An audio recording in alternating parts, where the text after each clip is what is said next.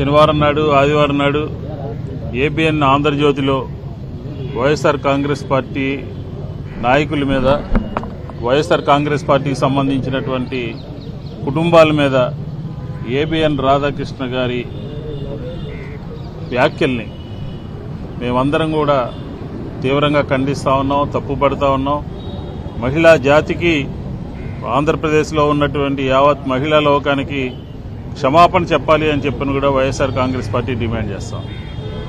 క్షమాపణ చెప్పకపోగా, తప్పు ఒప్పుకోకపోగా వైఎస్ఆర్ కాంగ్రెస్ పార్టీ శ్రేణులందరూ కూడా హైదరాబాదులో ఉన్నటువంటి కేంద్ర కార్యాలయం ఆంధ్రజ్యోతి దగ్గర నిరసనని తెలియజేస్తూ ఆంధ్రప్రదేశ్ మహిళా లోకాన్ని జరిగినటువంటి అవమానాన్ని అక్కడ ఉన్నటువంటి ఏబిఎన్ వారికి తెలియజేయాలనే ఉద్దేశంతో శాంతియుతంగా నిరసన తెలియజేస్తే వాళ్ళందరినీ కూడా రౌడీలని, వారందరూ కూడా గూండాలని, వారందరూ కూడా ఏబిఎన్ ఆంధ్రజ్యోతి మీద దాడి చేశారని చెప్పని మీ ఛానల్లో ప్రచారం చేస్తూ ఉన్నారు.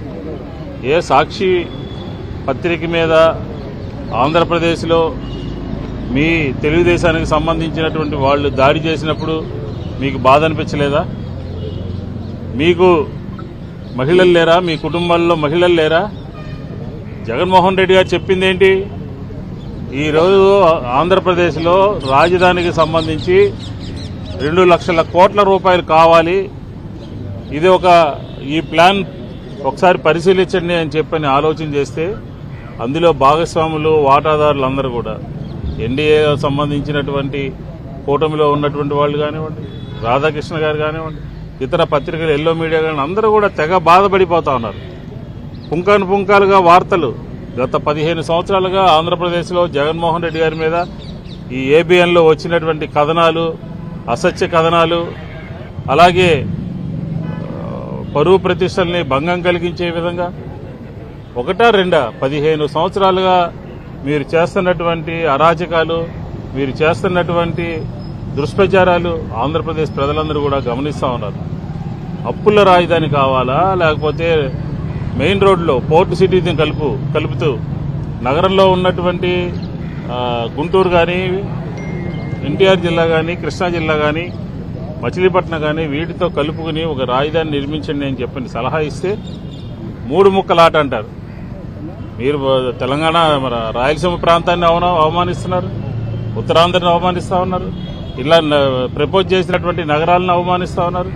మీకు ఎంతసేపు కూడా అవినీతి, బ్లాక్ మెయిలింగ్, ఒకళ్ళని కాదు అందరినీ బ్లాక్ మెయిలింగ్ చేస్తారు. తెలుగుదేశం ఎమ్మెల్యేలు చేస్తారు, లోకేష్ని చేస్తారు, చంద్రబాబు నాయుడు చేస్తారు, వైఎస్ఆర్ కాంగ్రెస్ పార్టీని చేస్తారు, వైఎస్ఆర్ కాంగ్రెస్ పార్టీ నాయకుల మీద, జగన్మోహన్ రెడ్డి గారి మీద వ్యక్తిత్వ హననానికి పాల్పడతారు. ఇలా ఒకటి కాదు, ఇలాంటి వారిని ఈరోజు రాష్ట్ర మంత్రులు పొంగల్పూడి అనిత కానీ, బీసీ జనార్దన్ రెడ్డి కానీ, లేకపోతే వైద్య ఆరోగ్య శాఖ మంత్రి కానీ ఏ ముఖం పెట్టుకుని ఏబిఎన్లో వచ్చినటువంటి ఒక కథనాన్ని దాన్ని సమర్థిస్తారు. ఈరోజు కేబినెట్లో ఉన్నటువంటి మంత్రులందరికీ బుద్ధి జ్ఞానం లేదా?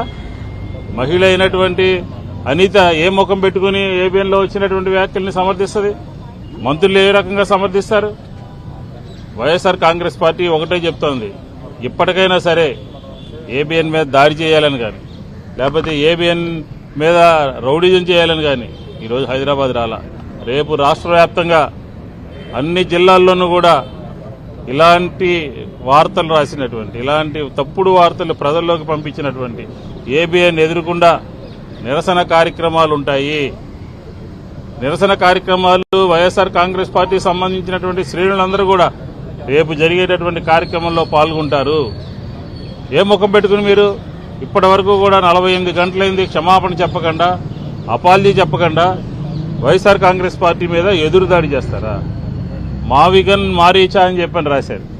ఎవరు మారీచులు, ఎవరు రాక్షసులు, ఎవరు అవినీతి పరులు ఆంధ్రప్రదేశ్లో తెలీదా? అవినీతిని సమర్థించడం కోసమే మీరు అమరావతిని సపోర్ట్ చేస్తా ఉన్నారు. ప్రతి చోట కూడా 3-4 వేలు ఉండేది 14,000 రూపాయలు ఉంటే కమిషన్లు తీసుకుని మా పార్టీ చెప్తున్నట్టుగా మీకింత మాకింత అన్నట్టు మీరు దోచుకుంటున్నారు కాబట్టే దాన్ని సపోర్ట్ చేస్తా ఉన్నారు.